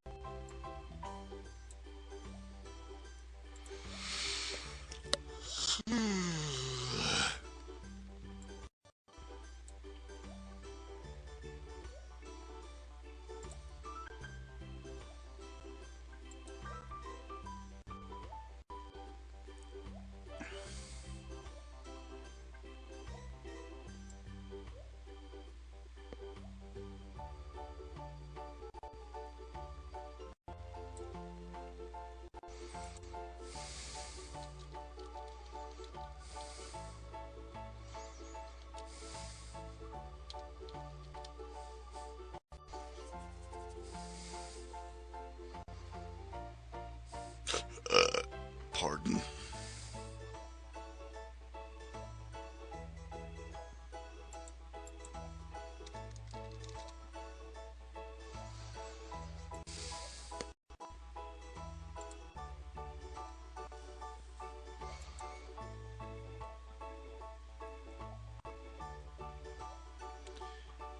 Basically, they've taken the Power Rangers were Camp Central, you know. The Power Rangers, they're making a new movie. It's the Power Rangers, and they made it all gritty, you know. Instead of living in a sunny California community, you know, they're all apparently some sort of juvenile delinquents in some bum twaddle town in the middle of nowhere.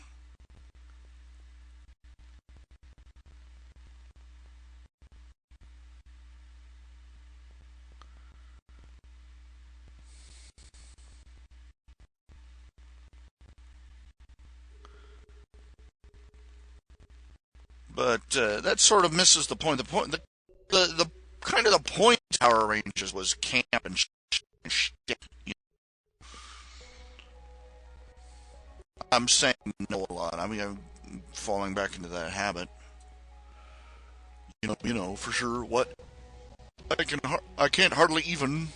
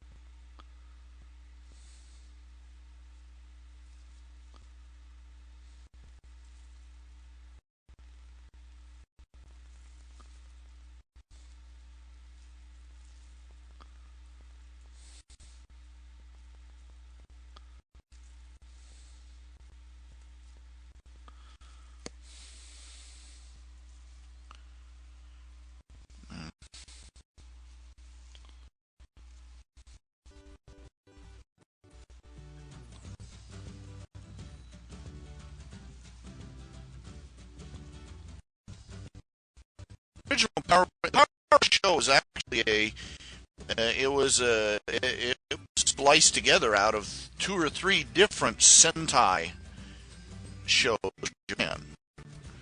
That's where they got all the combat footage and stuff.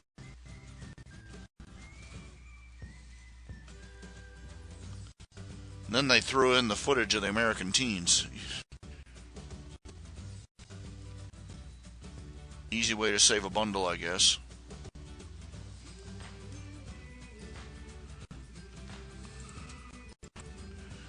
Okay, let's see here. Whoa, whoa, whoa, whoa, whoa, whoa. No, no, stop that.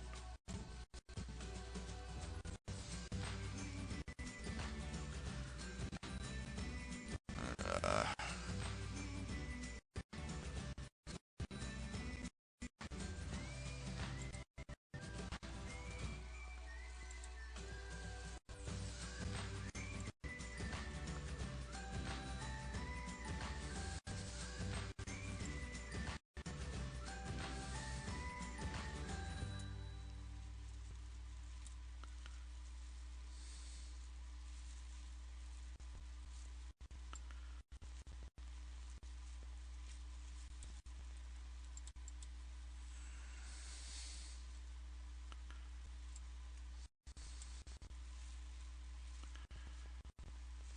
let's see, television 14 open. Okay. And we send it off. There we go.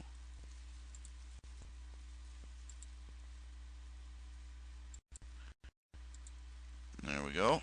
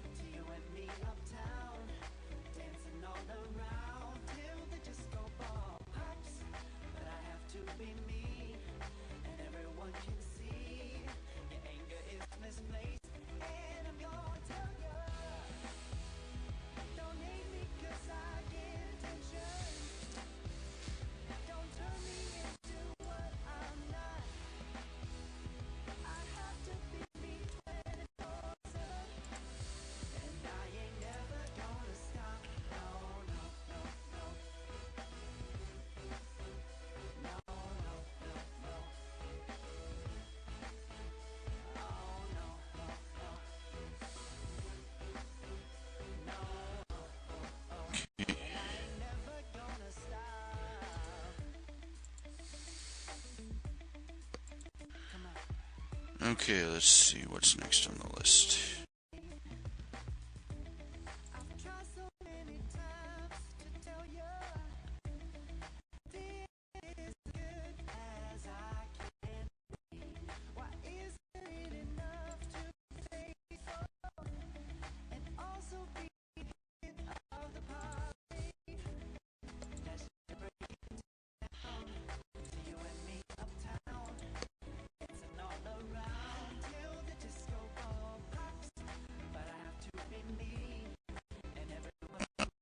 Let's see.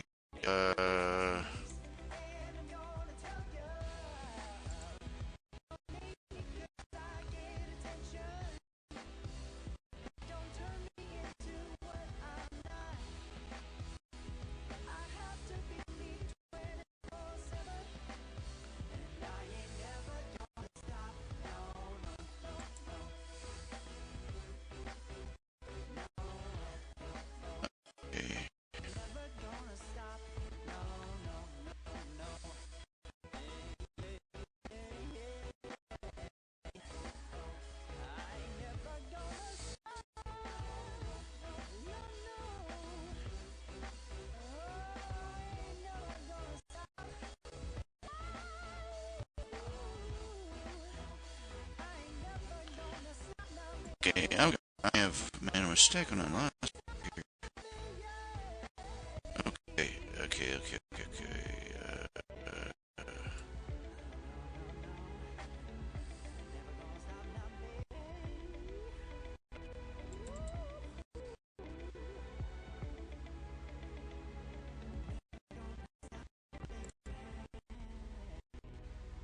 Okay, I gotta clear out some here. These are the old. I got some old. Listen, rough. Me am talk good someday.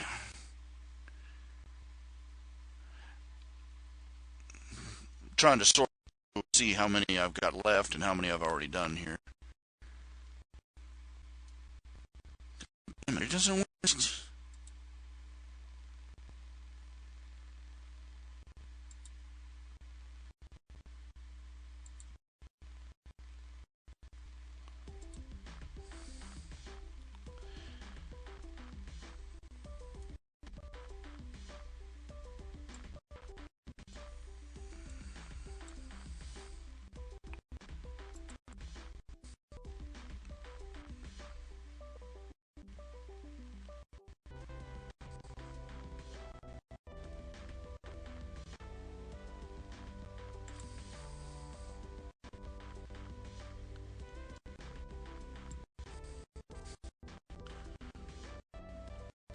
I've got to figure out which ones are which here.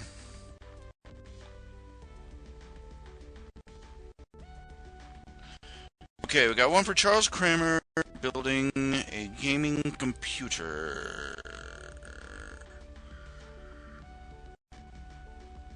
Hold on there.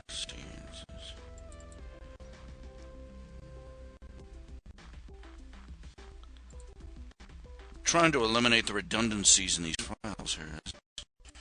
Let's see. Okay.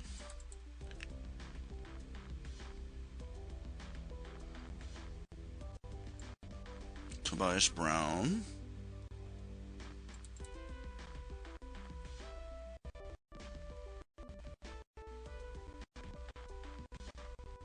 Okay, he needs 2 of those. Okay. Mike Van Pelt. One carried, no description.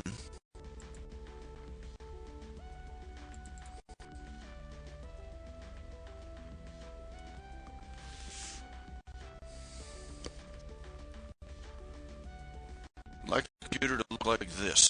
Okay.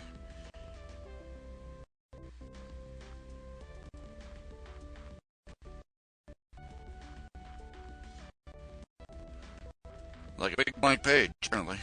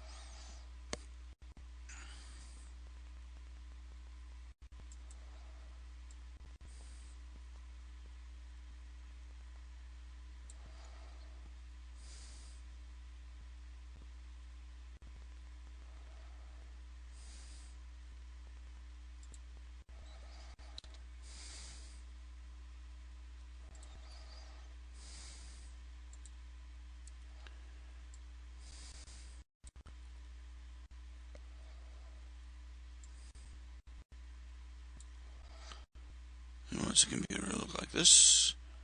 I'll make the computer look like this.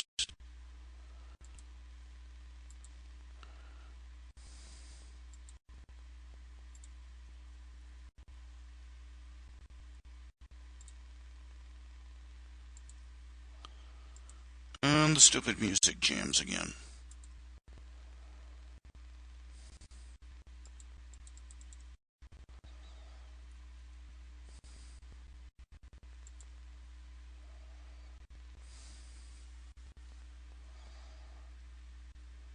I've seen clips, animated 60s Batman with modern rendering techniques.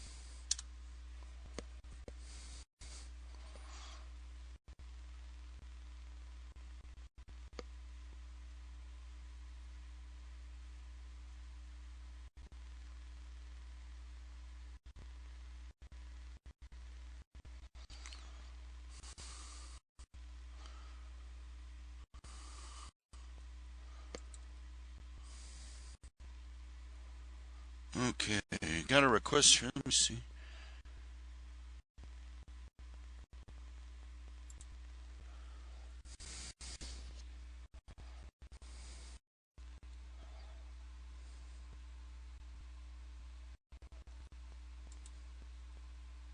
On computer.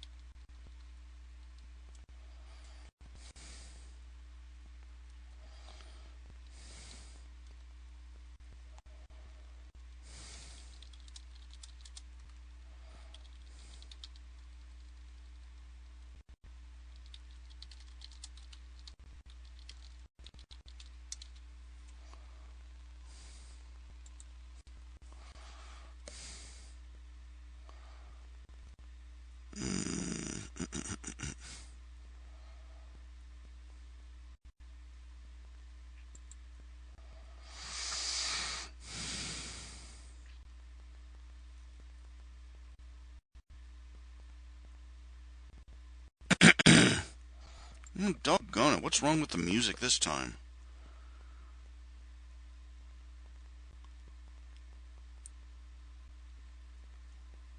And Windows is bogging down.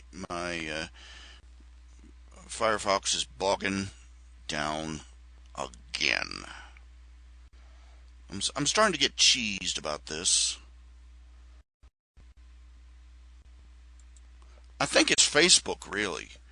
Whenever I open up a Facebook page, I've noticed that seems to be when everything starts going, butt over tea kettle.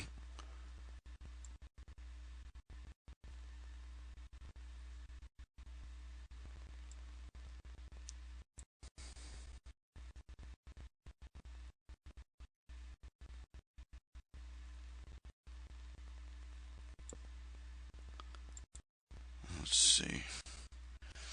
Okay, stopping it again, starting it again. Pain in the butt.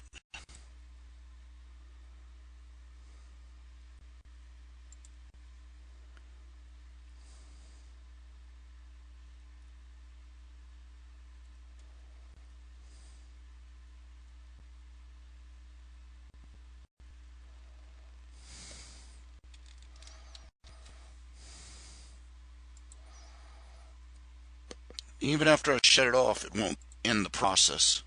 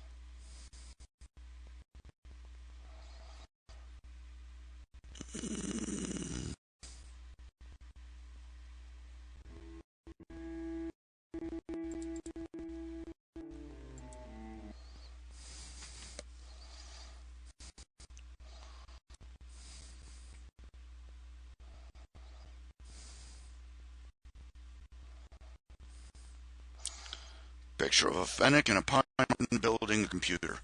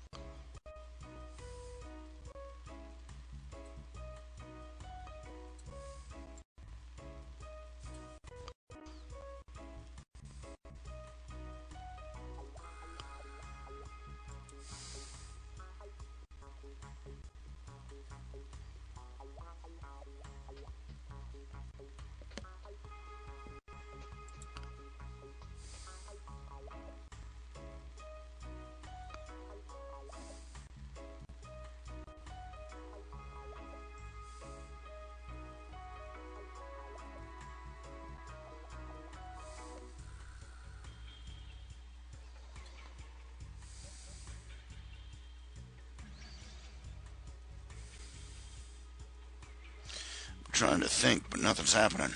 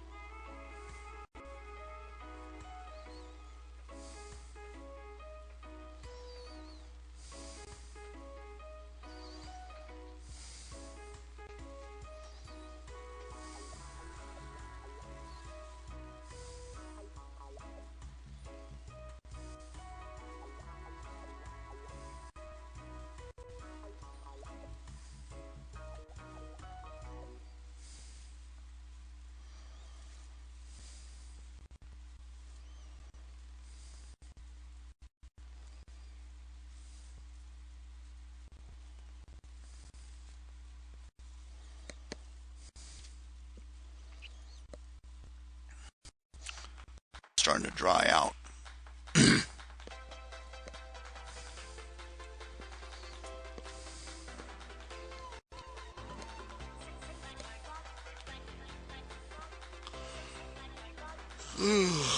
Excuse me.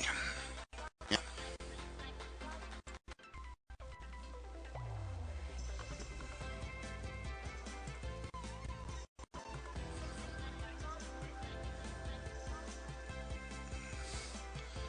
Yeah, I just gotta figure out the browser cache might help. All I gotta do is figure out where the browser cache is.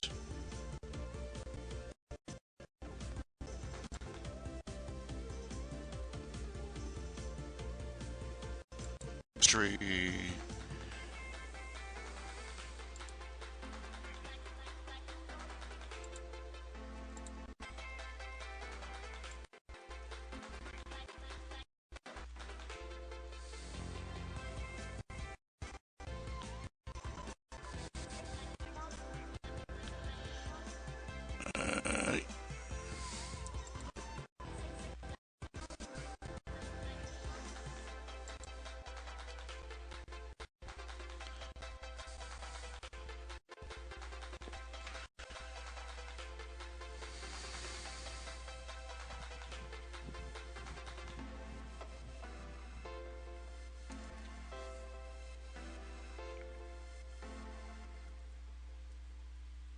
Okay, I'm going to call it a night.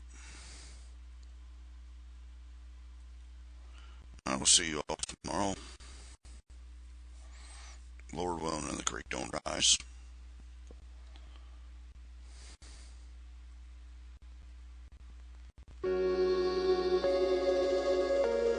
Ah! Y'all take care of yourselves.